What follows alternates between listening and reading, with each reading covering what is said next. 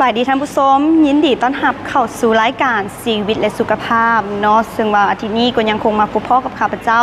ลิ้นจีภูวิศักดิ์ครับนาทีดำเนินรายการซึ่งว่ารายการของเฮาเนาะก็จะมาให้ท่านผู้ชมฮู้เกี่ยวกับเกร็ดความรู้และก็สาระต่างๆเกี่ยวกับสุขภาพของคนเฮาที่เป็นประโยชน์ในการใช้ชีวิตประจำวันและเพราะว่าชีวิตของเฮานี่ก็ถือว่าเป็นสิ่งที่บ่แน่นอนเนาะเพราะว่าจะเกิดอุบัติเหตุแบบนี้เฮาก็บ่ฮู้ว่าจะเกิดตอนใดแล้วก็คาดเดาบ่ได้ว่าจะเกิดอุบัติเหตุตอนใดและก็บ่อยากให้เกิดกับทุกคนและมื้อนี้ลินจีได้พาท่านผู้ชมมาที่แผนกฉุกเฉินของทางห้องหมอกรุงเทพอุดรเนาะจะมาให้ท่านผู้ชมฮู้เกี่ยวกับการบริการของทางห้องหมอกรุงเทพอุดรว่าเพิ่นจะมีการบริการแนวใดแล้วก็จะมีการช่วยเหลือคนเจ็บแบบใดเนาะมื้อนี้ทั้งสองสาวเฮาก็คือทั้งสาวเซี่ยวผิงแล้วก็สาวน้ำฝนเนาะเพิ่นได้มีการไปโอ้ล้มกับท่านหมอที่ว่าช่วยเหลือคนเจ็บอยู่ทางห้องหมอกรุงเทพอุดรนี่เอาเป็นว่าตอนนี้เฮาไปหาสองสาวกันเลย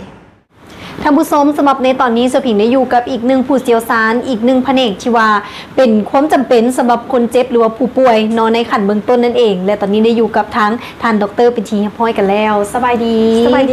ดีครับผมนายแพทย์ล่องฤทธิ์สุขปังนะครับเป็นหมอเชี่ยวชาญด้านฉุกเฉินของโรงหมอกรุงเทพอุดรครับเจ้าเนาะหลายๆท่านี่ก็คงอยากจะฮู้ว่าทางด้านห้องหมอกรุงเทพอุดรนี่โดยเฉพาะเมนแผนกฉุกเฉินมีความเป็นไปเป็นมาคือจังไดเนาะแล้วก็สำหรับในการเปิดมานี่เป็นเท่าไหร่กันแน่ครับแผนกฉุกเฉินครับชื่อเต็มๆก็คือแผนกอุบัติเหตุฉุกเฉินตามชื่อเลยครับอุบัติเหตุก็คือเฮารับคนไข้ทั้งหมดที่เกี่ยวกับอุบัติเหตุนะครับส่วนฉุกเฉินก็คือเฮารับคนไข้ที่มีอาการทั้งโรคที่รุนแรงและก็ฉุกเฉินอย่างเช่นโรคหัวใจล้มเหลวเส้นเลือดหัวใจตีบอย่างนี้ครับหรือเป็นโรคเกี่ยวกับทางสมองตีบเส้นเลือดสมองตีบโรคไตวายเฉียบพลันอย่างนี้ครับก็ถือว่าเป็นโรคทางฉุกเฉินนะครับเนาะก็ถือว่าสำหรับแผนกดังกล่าวนี้แม่นได้มีการเปิดมานี่พร้อมกับห้องหมอเลยบ่พร้อมเลยครับคือแผนกฉุกเฉินนี่ก็คือเป็นคล้ายๆว่าเป็นหัวใจสำคัญของโรงพยาบาลเลยก็ว่าได้ครับเพราะว่าต้องเปิดตลอด24ชั่วโมงแล้วก็ต้องมีแพทย์ผู้เชี่ยวชาญอยู่ตลอด24ชั่วโมงครับเจ้าเนาะแล้วบัดนี้เนาะอยากจะขอถามอีกก็คือจุดเด่นของแผนกดังกล่าวนี้หรือว่าจุดเด่นของแผนกฉุกเฉินนี่มีคือแนวใดบอกถึงจุดเด่นของโรงหมอกรุงเทพอุดรนะครับสิบ่คือที่อื่นเพราะว่าเฮาสิบ่เน้นเฉพาะภายในโรงหมอครับปกติก็คือภายในโรงหมอเขาก็มีแผนกฉุกเฉินซึ่งในนั้นเขามีอุปกรณ์ใส่ชีวิตมียาใส่ชีวิตมีเครื่องไม้เครื่องมือที่ทันสมัยพร้อมกับหมอหลายๆสาขาที่เขามาซอยที่แผนกฉุกเฉินอันนี้สำคัญมากครับเพราะว่าแต่ว่าพวกนี้ในแต่ละโรงพยาบาลก็มีอยู่แล้วครับแต่ว่าที่เพิ่มมาของโรงหมอเขาก็คือเขาสามารถออกไปรักษาผู้ป่วยนอกโรงหมอได้ก็คือเขาใส่รถแอมบูเลนซ์นะครับไปรักษาภายในรถแอมบูเลนซ์เขาก็จะมีหมอผู้เชี่ยวชาญก็คือผมเลยครับแล้วก็มีพยาบาลมีผู้ซอยพยาบาลมีคนขับรถมีเครื่องไม้เครื่องมือทุกอย่างครับที่ออกไปกับรถพยาบาลครับว่ายังไงว่าออกไปทุกครั้งก็ต้องมีทั้งหมอผู้เชี่ยวชาญทั้งพยาบาลไปพร้อมเพราะว่าเป็นการรักษาคนไข้เนาะแล้วก็สำหรับในตัวนี้เนาะถือว่าเพิ่นได้เปิดบริการเนาะพร้อมๆกับการเปิดของห้องหมอก็คือห้องหมอกรุงเทพอุดรเนาะแล้วก็การสมไส้บริการของลูกค้าโดยเฉพาะเมนทางเซาท์สปปลาวของเฮาหลายน้อยซ้ำใดและส่วนใหญ่แล้วนี่จะเป็นเคสแบบใดครับบอกถึงประสบการณ์นะครับความจริงตั้งแต่เปิดโรงพยาบาลมามีการไปรับไปส่งคนไข้ฟังเล่ามาแล้วผมว่าบ่หน่อยกว่า500กว่าเคสสำหรับผมนี่ก็ประมาณ100กว่าแล้วครับผมไปมาเมื่อแล้วครับประมาณจะเป็นทางด่านทั้งเวียงจันทร์หนองคายด่านที่จังหวัดเลยทาลีหรือสวรรณเขตนี่ก็ไปมาแล้วเล่าเหนือก็ไปเชียงของบ่อแก้วมาแล้วส่วนเล่าไต่ก็ไป2เมกกับจำปาสักนะครับอันนี้ก็ไปมาแล้วรับส่งคนไข้เดี๋ยวว่าไกลๆเข้าไปเหมือนเลยทั่วเล่าครับเพราะว่าคอนเซปต์เข้าง่ายๆก็คือเข้าเอาโรงหมอไปหาคนไข้ครับบ่ต้องให้ทาเพราะว่าในรถของเข้าเปรียบเสมือนโรงหมอหน่อยๆเลยมีอุปกรณ์ซอยชีวิตมียาสำหรับซอยชีวิตมีทุกสิ่งทุกอย่างพร้อมครับนี่เนาะถือว่าครบคันกันอีหลีเจ้าไปเป็นคันแล้วก็ครบคันอีหลีเนาะสำหรับอุปกรณ์เครื่องมือเพิ่นแล้ววันนี้อันสุดท้ายอยากถามว่าขั้นตอนในการที่ว่าหับคนเจ็บหรือว่าขั้นตอนในการที่ว่าเป็นหับคนเจ็บฉุกเฉินแบบนี้เฮามีจักขั้นตอนและแต่ละขั้นตอนนี่มีขั้นตอนคือแนวใดแน่ท่านหมอขั้นตอนที่สำคัญที่สุดนะครับถ้าโทรมาจากฟังเล่านะครับโทรมาเขาจะมีทีมพยาบาลกับทีมแพทย์เฮารับอาการจากคนไข้หรืออยากคนไข้หรือจากหมอที่เกี่ยวของนะครับ ตลอด 24 ชั่วโมงครับหลังจากรับกันแล้วห้องก็สิปรึกษากันว่าคนไข้คนนี้จำเป็นต้องรักษาแนวใดต้องใส่หมอเฉพาะทางสาขาใดอย่างเช่นคนไข้เป็นโรคหัวใจเส้นเลือดตีบเส้นเลือดหัวใจตีบเฉียบพลันจังซี่ครับพอเราทราบอาการปุ๊บเฮาก็จะปรึกษาอาจารย์เกษมที่เป็นหมอปาดหัวใจหมอส่วนหัวใจครับหลังจากนั้นก็คือพอเขาเตรียมพร้อมทุกสิ่งทุกอย่างแล้วเขาก็สิออกรถไปหับได้เลยครับยังเวียงจันทน์นี่เขาปกติใส่เวลาประมาณชั่วโมงครึ่งถึง2 ชั่วโมงครับ แล้วก็โดยได้ยินมาว่าอีกอย่างหนึ่งก็คือเพิ่นว่าทันสมัยโกหันก็คือทางห้องหมอเพิ่นนี่ทางโดยเฉพาะเป็นทีมแพทย์จะมีการผูกพันกับห้องหมออยู่ทางฝั่งลาวเนาะซึ่งว่าสามารถรายงานอาการของคนไข้ในเบื้องต้นก็คือทางไลน์บอหรือว่าทางโซเชียลต่างๆที่ว่าสะดวกว่องไวแล้วก็เป็นการเก็บเครื่องมือไว้เป็นหมอครับผมปกติเฮาสิมีโทรศัพท์เครื่องหนึ่งที่เป็นเบอร์ของเราติดไปกับรถพอไปถึงเขาสามารถเก็บทรงอาการเบื้องต้นมาเลยโดยครับเก็บภาพเอ็กซเรย์ได้เก็บอาการของคนไทยได้ถ่ายรูปเคลื่อนไฟฟ้าหัวใจส่งมาให้อาจารย์เกษมก่อนจังสีได้ครับเจ้าเนาะและอีกนึงสะดวกสบายสะดวกสบายและอีกนึงคำถามเนาะอยากจะขอทันหมอเป็นคำถามสุดท้ายก็คือ ถ้าสมมติว่าเนาะกรณีที่แบบว่าคนเจ็บอาจจะบ่เกี่ยวกับเรื่องหัวใจแต่บังเอิญว่าเกี่ยวกับโรคใดโรคหนึ่งที่แบบว่าเป็นโรคที่ฉุกเฉินเฮามีทานหมอหรือว่าผู้เชี่ยวชาญนี่ประจำอยู่ที่ห้องหมอเฮานี่ตลอด24 ชั่วโมงบ่มีตลอด24 ชั่วโมงครับแล้วก็คือทีมงานอย่างที่บอกครับหลังจากเฮาทราบอาการปุ๊บเฮาสิหาหมอสาขานั้นรองรับไปเลยครับหัวใจกับหัวใจสมองกับสมองครับคือมาถึงคนไข้ต้องเจอเลยครับต้องเจอเลยเนาะหมายถึงว่าเพิ่นก็เป็นการนัดหมอไว้ล่วงหน้าเลยเจ้าเนาะคิดว่าต้องผ่าตัดฉุกเฉินเท่ากับสิคุยกับคุณหมอผ่าตัดไปเลยมาถึงเท่ากับสามารถเข้าห้องได้เลยพร้อมครับเพิ่นบอกว่าความสะดวกสบายแล้วก็เฮ็ดให้ลูกค้านี่อุ่นใจได้เนาะทุกครั้งที่บ่สบายคิดเห็นห้องหมอของกรุงเทพอุดรนี่ก็มาได้เลยตลอด24 ชั่วโมงเนาะและนี่ก็ถือว่าท่านผู้ชมก็ได้ทับหู้ข้อมูลเบื้องต้นไปแล้วเนาะแต่ว่าหลายๆท่านก็คงอยากจะหู้คือดังที่ได้หมอว่าเครื่องมือในรถนี่มีอีหยังแน่แล้วก็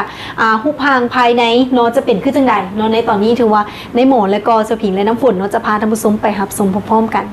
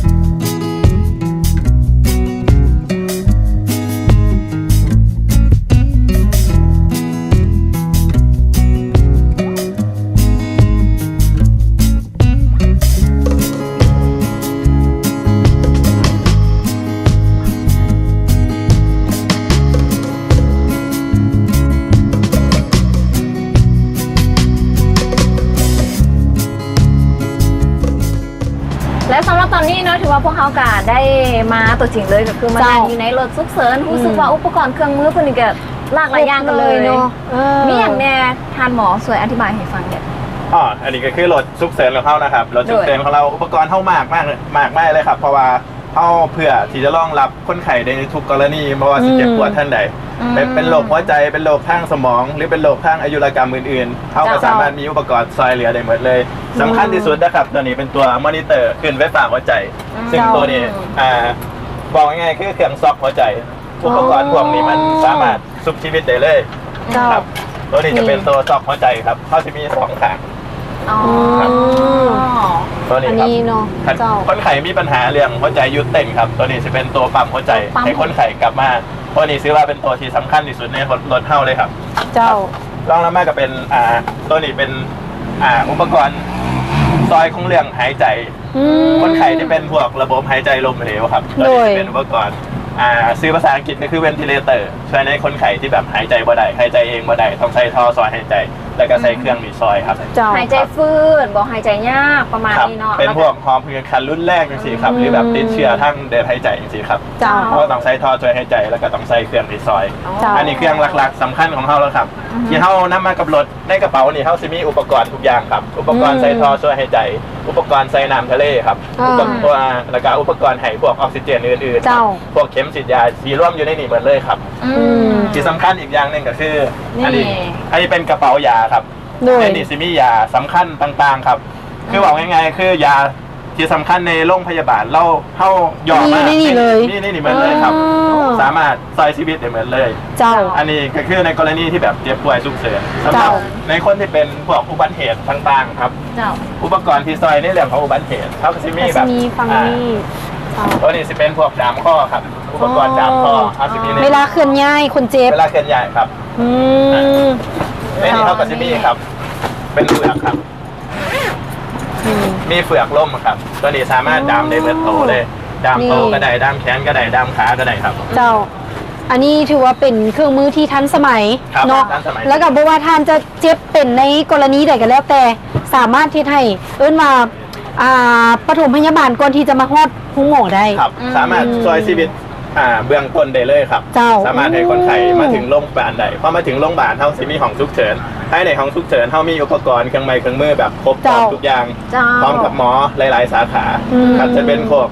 หมอโรคหัวใจก็อาจจะมีอาจารย์เกษมมาซอย เจ้า ครับอาจจะเป็นหมอผ่าตัดสมองก็มีพร้อมเท่าสามารถผ่าได้24 ชั่วโมง นี่ ครับ ถ้าจะเล่าแล้วเนาะทางสุกเสริมนี่ก็ถือว่าเซาซีสมงถ้า เจ้า สำหรับผู้ใดที่แบบว่าอาจจะมีคนในครอบครัวผู้สลายแบบสุกเสริญเนาะบางที่นี่การสัญจรเขาอาจจะยากแน่ถ้าเทียบในปัจจุบันนี้ก็สามารถโทรหาสุกเสริญได้เพื่อกระชีไปฮับฮอดบ้านแล้วก็อุปกรณ์เครื่องมือเพนนี่กระชี โด สาย มารถช่วยได้ทันอีก แล้วรบกวนถามหน่อยหนึงได้บอกสมมุติว่าเป็นพ่อแม่พี่น้องทางฝั่งลาวจังซีมีเกิดอาการฉุกเฉินจังซี่ ครับ เฮาก็สามารถไปหับเพิ่นได้บ่ ไปทำเลยครับ อืม โรงพยาบาลโรงหมอกรุงเทพอุดรนี่เปิดมาแล้ว เจ้า 4 ปี เจ้า ผมอยู่มาตั้งแต่เปิดเลยครับ อ่า เอาไปรับคนไข้ไปรับไปส่งนี่ฟังเล่าบอตำก็500-600 เทือครับ โอ้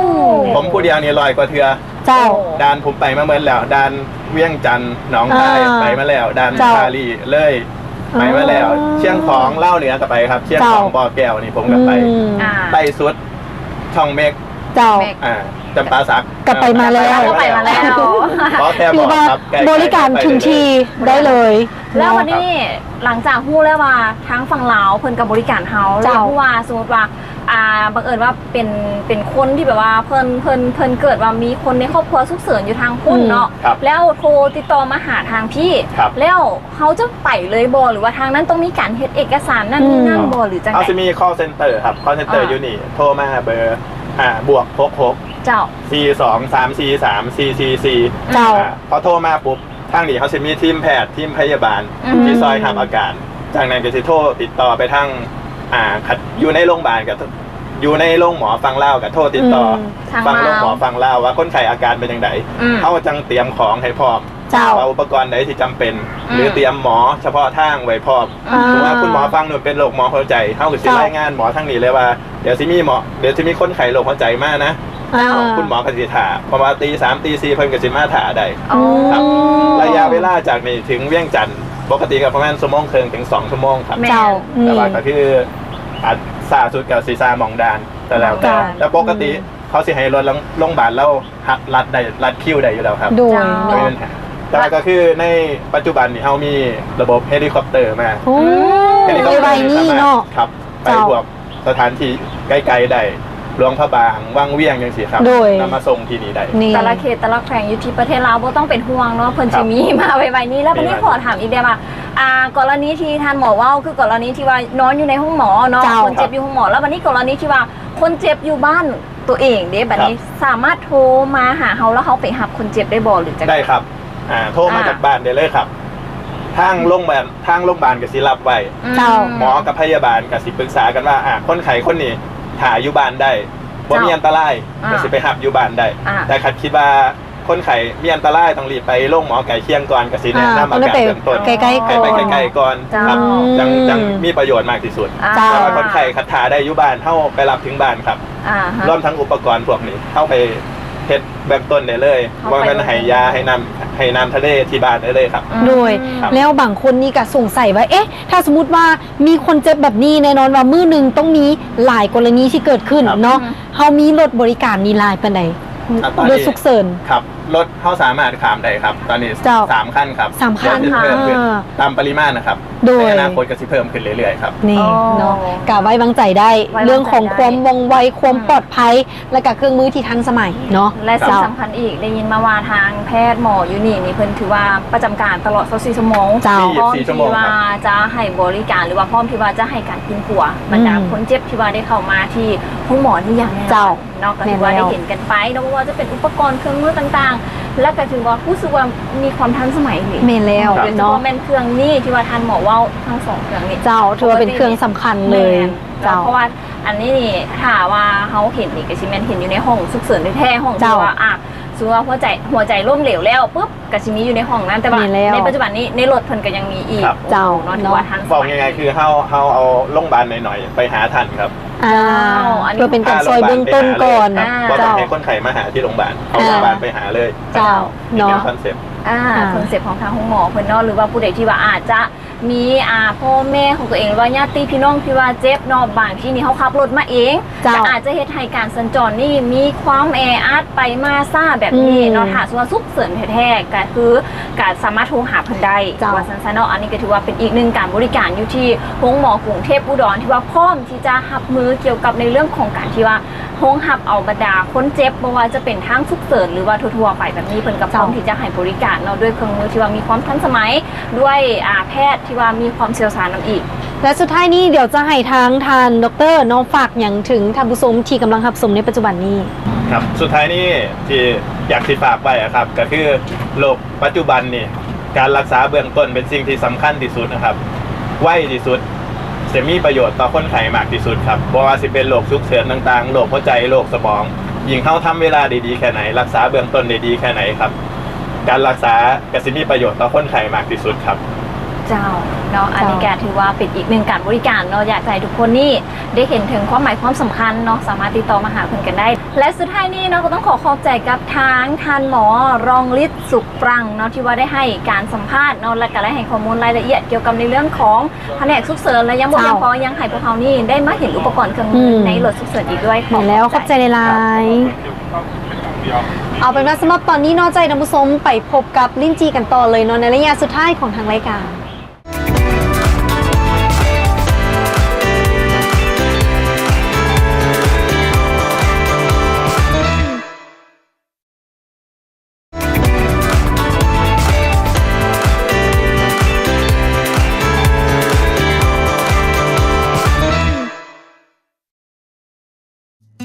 สูตรผิวกระจ่างใสไผๆก็เฮ็ดได้เฮาอาจจะปฏิเสธกันบ่ได้แม่นบ่ว่าผิวหนังที่เบิงขาวกระจ่างใสนั่นเป็นเทรนด์ที่กำลังนิยม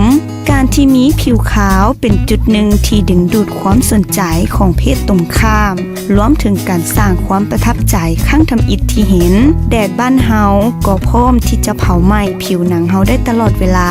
แต่การเบิงแย้งผิวให้ขาวนั้นบ่ยากเลยด้วยวิธีที่เป็นธรรมชาติและสามารถปฏิบัติได้ทุกมื้อเพียงแต่เฮ็ดตามสูตรดังต่อไปนี้หลีกเลี่ยงแสงแดดให้หลายที่สุดการใส่เสื้อผ้าที่ปกปิดห่างกายกางคันห่มกางแดดหรือการย่างหลีกเลี่ยงจากแสงแดดตามกล้องอาคารต่างๆและต่างก็เป็นตัวเลือกที่ดีเนื่องจากรังสี UV เป็นสิ่งที่ทำให้ผิวของเฮาอย่างหุนแหงโดยเฉพาะในช่วงเวลาตั้งแต่ 10:00 หา 15:00 ของบ้านเฮามีค่ารังสี UV สูงที่สุดถ้าเปรียบใส่กับช่วงเวลาอื่นดังนั้นจึงควรหาวิธีหลีกเลี่ยงที่จะรับแสงแดดโดยกงใส่ครีมกันแดดทุกครั้งก่อนออกจากบ้านในเมื่อบ้านเฮาเป็นเมืองร้อนและอยากที่จะลบหลีกได้ค ครีมกันแดดเป็นอีกวิธีหนึ่งที่จะช่วยให้ป้องกันรังสี UV ที่มาทำให้ผิวของเฮาให้ค้ำเสียได้ควรเลือกครีมกันแดดที่มีค่า SPF 30 ขึ้นไป PA บวกและมีส่วนผสมของสารกันแดดครีมกันแดดที่มีประสิทธิภาพป้องกันแสงแดดได้ดีต้องมีสารไทเทเนียมไดออกไซด์ครีมกันแดดที่มีประสิทธิภาพป้องกันแสงแดดได้อย่างดีต้องมีสารไทเทเนียมไดออกไซด์ซิงค์ออกไซด์โดยทาซ้ำทุกชั่วโมงเมื่ออยู่ในบอนที่มีแสงแดดแห้งๆหรือมีเหงื่อออกจำนวนหลายจะช่วยให้ผิวเฮาบ่ไหม้และเบิงแก่ก่อนวัยทาโลชั่นไวท์เทนนิ่งอย่างสม่ำเสมอเป็นวิธีหนึ่งที่เบิงแย้งผิวให้ขาวขึ้นอีกวิธีหนึ่งเลือกโลชั่นที่มีส่วนผสมของสารบำรุงช่วยให้ผิวขาวขึ้นเช่นวิตามิน B3 หรือในอาซินาไมด์วิตามิน C วิตามิน E โคเอนไดคิวเทนอัลฟาอาบูตินสารสกัดจากเปลือกสนและสารสกัดจากธรรมชาติต่างๆโดยใส่ปริมาณที่หลายพอสำหรับพื้นที่ผิวหนังแต่ละส่วนเพื่อการดูดซึมสารบำรุงและนำไปใช้เป็นประโยชน์ได้แท้แต่เฮาควรทาครีมที่ช่วยให้การผัดเซลล์ผิวในเวลากลางเว้นตัวอย่างเช่นกรดหมากไหมหรือเอิ้นว่า AHA เนื่องจากจะเฮ็ดให้ผิวไวต่อแสงแดดและจะเฮ็ดให้ผลเสียหลายกว่าผลดี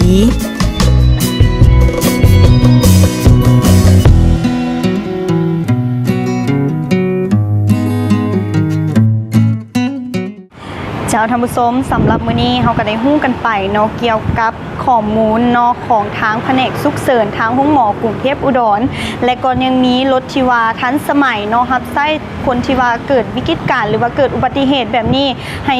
มีการที่ว่าช่วยเหลือคนเจ็บนั่นเองเนาะแล้วก็ยังมีเครื่องมือที่ว่าทันสมัยใครที่ว่าอยากจะมาใช้บริการก็สามารถมาได้อยู่ทางฝั่งเพิ่นบ้านของเฮาก็คือทางฝั่งของอุดรนั่นเองเนาะและสำหรับมื้อนี้พิธีกรสองสาวเฮาก็ได้มีการที่ว่าไปศึกษาข้อมูลแล้วก็ไปถามท่านหมอที่ว่าเฮ็ดเวียกอยู่ทางห้องหมอกรุงเทพอุดรนี่มาให้ท่านผู้ชมได้ฮู้กันในมื้อนี้เนาะและก็ทางศูนย์การบริการฉุกเฉินของทางห้องหมอกรุงเทพอุดรนี่หรือว่า BES นั่นเองเพิ่นก็ได้มีการร่วมมือกันระหว่างห้องหมอในเครือเนาะเพื่อช่วยเหลือคนเจ็บให้ทันเวลาแล้วก็ให้มีประสิทธิภาพนั่นเองเนาะแล้วก็สำหรับมื้อนี้เวลาของทางรายการเฮาก็ถือว่าหมดลงแล้วก่อนจะจากกันไปในมื้อนี้ก็ต้องขอบใจกับทางห้องหมอกรุงเทพอุดรที่ว่าเอื้อเฟื้อสถานที่ถ่ายทำให้เฮาในมื้อนี้ถ้าว่าท่านใดที่สนใจอยากจะมาใช้บริการเนาะเพิ่นก็มีการให้บริการทางด้านโรคหัวใจแบบนี้เพิ่นก็มีการที่ว่ามีหมอที่เชี่ยวชาญแล้วก็มีเครื่องมือที่ทันสมัยแล้วก็แผนกฉุกเฉินเฮาก็ถือว่าเป็นแผนกที่สำคัญใครที่ว่าอยากจะมาใช้บริการก็สามารถมาได้เนาะแล้วก็ต้องขอบใจกับห้องหมอไซมังกรสากลที่ว่าตั้งอยู่แขวงอุดมไซขอบใจกับศูนย์ข่าวสารการแพทย์กระทรวงสาธารณสุขและที่สำคัญเนาะก็ต้องขอบใจกับน้ำมันงาดำลาซาแห่งธรรมชาติบำบัดใครที่ว่ามีการเจ็บข้อแขนข้อขาแบบนี้อยากจะมีอาการตัวนี้หายไปก็สามารถกินได้เนาะผลิตภัณฑ์น้ำมันงาดำลาซาแห่งธรรมชาติบำบัดสำหรับมื้อนี้เนาะก็ต้องขอบใจท่านผู้ชมหลายๆที่ว่าให้เกียรติติดตามรับชมรายการของเราแต่ต้นจนจบรายการสำหรับมื้อนี้ลิ้นจีพร้อมด้วยทีมงานรายการชีวิตและสุขภาพต้องขอลาท่านผู้ชมไปก่อนพบกันใหม่ในอาทิตย์หน้าสำหรับมื้อนี้สบายดี